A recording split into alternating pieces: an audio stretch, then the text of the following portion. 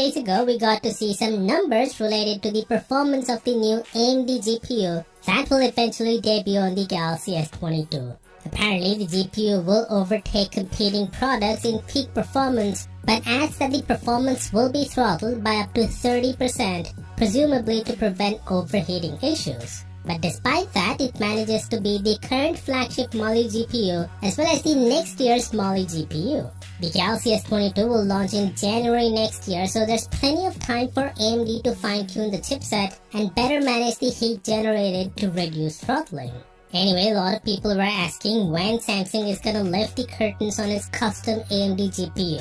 Well, the GPU was reportedly due to be unveiled in June itself. However, the launch has now been postponed to July according to Ice Universe. He claims that Samsung will reveal details about the performance of this AMD GPU on Exynos in addition to other details about the chips next month. Interestingly, AMD has already revealed a couple of key features which include ray tracing and variable rate shading, which will take smartphone gaming to a whole new level. With that being said, smartphones have grown in size considerably.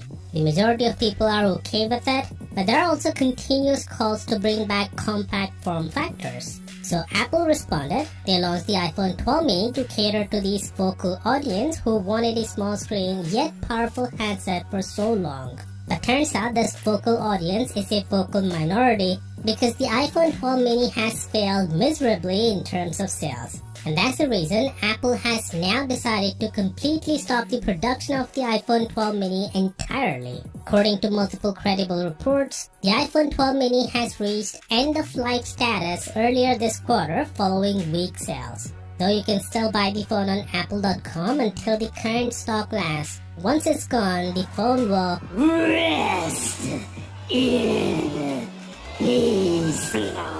Honestly, I'm not really surprised that there's not much demand for a mini phone. I mean, there's a reason we don't see mini phones these days. You see, smartphone users are consuming more content on their devices and therefore want bigger screens to enjoy it. I don't think it's a bad thing that the company is introducing a smaller phone. Kids and other people with small hands, casual users, or people who use their phones in active contexts. I imagine a restaurant manager, for example, navigating a busy environment with a small phone tucked into their pants pocket will clearly benefit from the smaller device. But you see, a mini phone caters to a niche market. If the screen is smaller, multimedia enthusiasts won't be satisfied. It's far easier to consume multimedia content on YouTube and Netflix with a bigger phone. Being limited to the lesser device was a real frustration for many users in previous generations of the iPhone. Many people who option for better specs have probably been conditioned to using the larger sizes, and it might be hard to go back to smaller size screen. Apple thought they would get away with launching a mini phone because they have a lot of sheep, but clearly that didn't happen. Despite all of this, Apple will still launch the iPhone 13 mini later this year, but will of course make significantly fewer units than the 12 mini.